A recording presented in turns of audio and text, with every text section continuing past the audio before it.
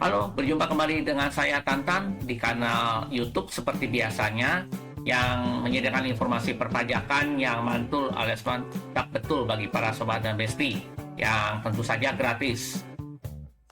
Nah, seperti biasanya apabila para sobat dan besti ada saran, komentar, dan pertanyaan, silakan ditulis saja di kolom komentar. Nanti kami akan berusaha untuk meresponnya. Pada topik kali ini saya masih menyambung mengenai biaya lead bank, yaitu cara mengajukannya dan cara perhitungannya. Untuk dapat memperoleh tambahan pengurangan penghasilan bruto untuk hak paten atau hak PVP yang didaftarkan di dalam negeri, luar negeri, dan hak paten atau hak PVP dilakukan melalui kerjasama dengan lembaga penelitian dan pengembangan pemerintah dan atau lembaga pendidikan di Indonesia, wajib pajak wajib mendaftarkan atas nama wajib pajak yang menerima tambahan pengurangan penghasilan bruto atau atas nama bersama wajib pajak yang melakukan kerjasama kegiatan lead bank di Indonesia. Sebagai catatan penting, fasilitas pajak tersebut tidak dapat dialihkan kepada pihak lain, kecuali jangka waktu perlindungan berupa paten dan atau hak PVP tidak lagi dimiliki oleh wajib pajak. Apabila wajib pajak mengalihkan hak kekayaan intelektual berupa paten dan atau hak PVP yang mendapatkan fasilitas tambahan pengurangan penghasilan bruto atas tambahan yang telah dimanfaatkan tersebut, dihitung sebagai penghasilan wajib pajak dan terutang PPh saat dilakukan pengalihan. Untuk dapat memanfaatkan fasilitas tersebut, wajib pajak harus mengajukan permohonan melalui OSS dengan melampirkan proposal kegiatan lead bank dan surat keterangan fiskal. Apabila OSS mengalami gangguan, permohonan disampaikan secara luar jaringan kepada Kementerian Bidang Ilmu Pengetahuan dan Teknologi sesuai format surat pemberitahuan rencana kegiatan lead bank yang tercantum dalam lampiran C halaman 27 di lampiran PMK 153 tahun 2020. Apabila kegiatan lead bank dilakukan melalui kerjasama antara satu atau lebih wajib pajak dan masing-masing wajib pajak menanggung sebagian atau seluruh biaya lead bank, wajib pajak yang melakukan kerjasama harus membuat satu proposal kegiatan lead bank bersama. Besarnya tambahan pengurangan penghasilan bruto untuk masing-masing wajib pajak ditentukan berdasarkan: yang pertama, akumulasi biaya lead bank yang ditanggung masing-masing wajib pajak. Kedua, persentase tambahan pengurangan penghasilan bruto sesuai kepemilikan hak kekayaan intelektual. Wajib pajak yang menerima pemberitahuan bahwa proposalnya telah sesuai dan memenuhi kriteria wajib menyampaikan laporan lead bank setiap tahun pajak kepada DJP dan Kementerian Riset dan Teknologi melalui OSS.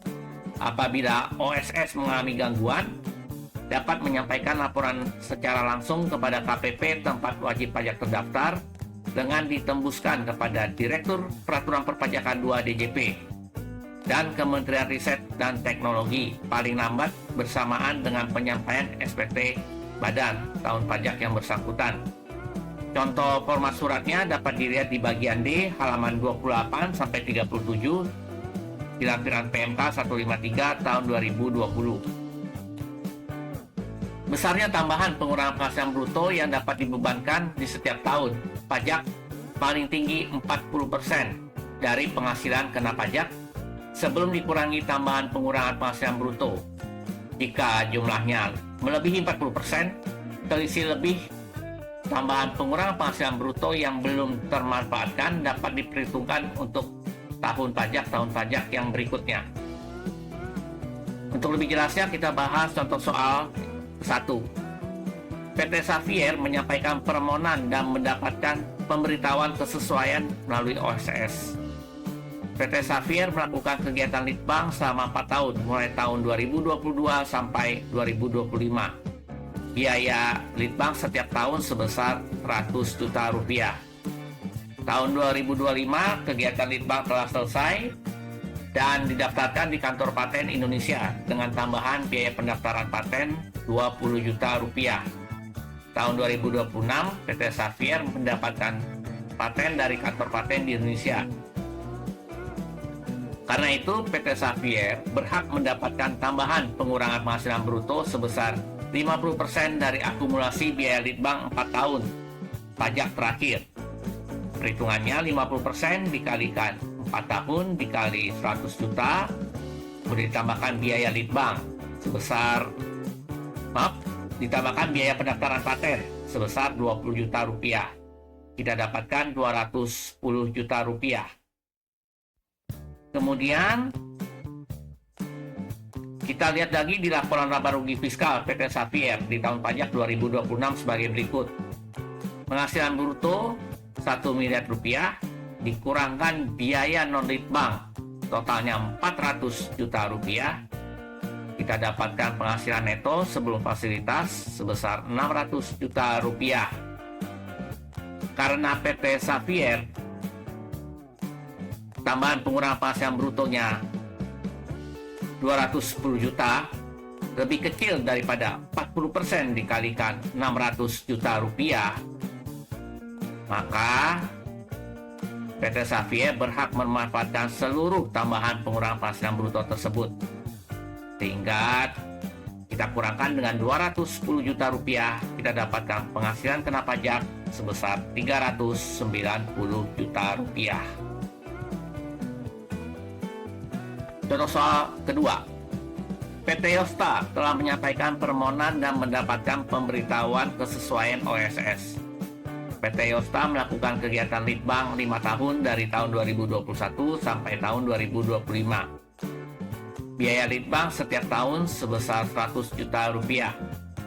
Pada tahun 2026, kegiatan litbangnya didaftarkan di kantor paten di Jakarta dengan biaya Rp20 juta. Pada tahun 2027, PT Yosta telah memperoleh hak patennya. Karena itu, PT Yosta berhak memperoleh tambahan pengurangan penghasilan bruto sebesar 50% dari jumlah akumulasi biaya litbang selama 5 tahun pajak terakhir dari tahun 2022 sampai 2026. Cara hitungnya sama, sebesar 50% dikali 4 tahun dikali biaya litbang setiap tahunnya sebesar Rp100 juta. Kemudian kita tambahkan dengan biaya pendaftaran paten sebesar Rp20 juta. Kita dapatkan Rp210 juta. Kemudian kita lihat kembali di laporan laba rugi fiskal PT Yosta di tahun pajak 2027. Penghasilan brutonya sebesar Rp1 miliar, dikurangkan biaya non-litbang sebesar Rp700 juta. Kita dapatkan penghasilan neto sebelum fasilitas sebesar Rp300 juta.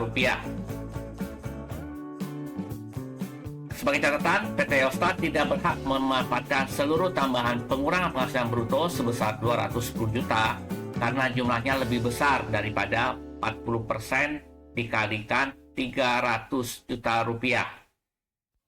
Sehingga PT Yosta hanya memanfaatkan seluruh tambahan penghasilan pengurangan brutonya sebesar hanya Rp120 juta. Sehingga kita dapatkan penghasilan kena pajaknya sebesar Rp180 juta. Sedangkan sisa lebih Rp90 juta dapat diperhitungkan sebagai pengurangan penghasilan bruto di tahun pajak yang berikutnya. Contoh soal ketiga, PT Juma telah menyampaikan permohonan dan mendapatkan pemberitahuan kesesuaian OSS. PT Juma melakukan litbang selama 5 tahun dari tahun 2021 sampai dengan 2025 dengan biaya Rp100 juta setiap tahun.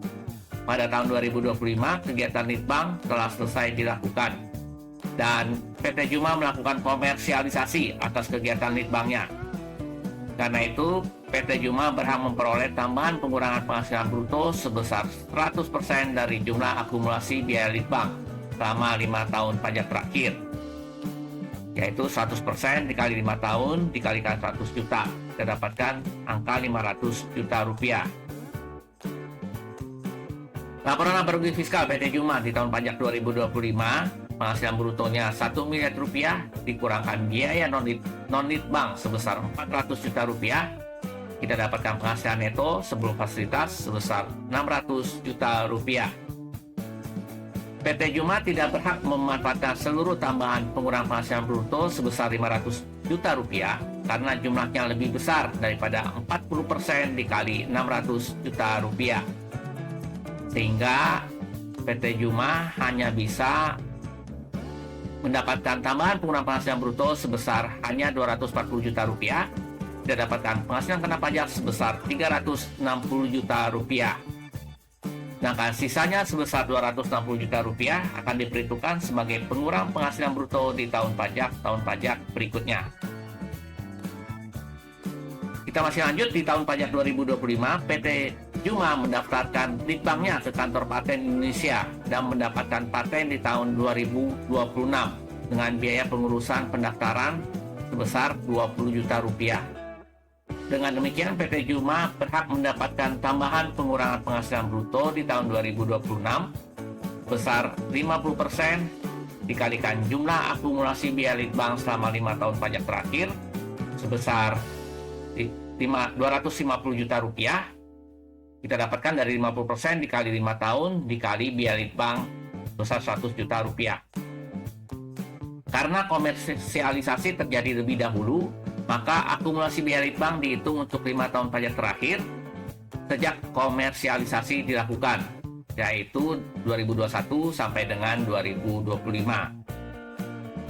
Sehingga tambahan hak pengurangan penghasilan bruto untuk tahun pajak 2026 sebesar, tadi masih ada sisa lebih tambahan pengurangan penghasilan bruto sebesar 260 juta rupiah, kita tambahkan dengan 250 juta rupiah tambahan penghasilan bruto yang didapatkan karena memperoleh hak paten, sehingga totalnya sebesar 510 juta rupiah.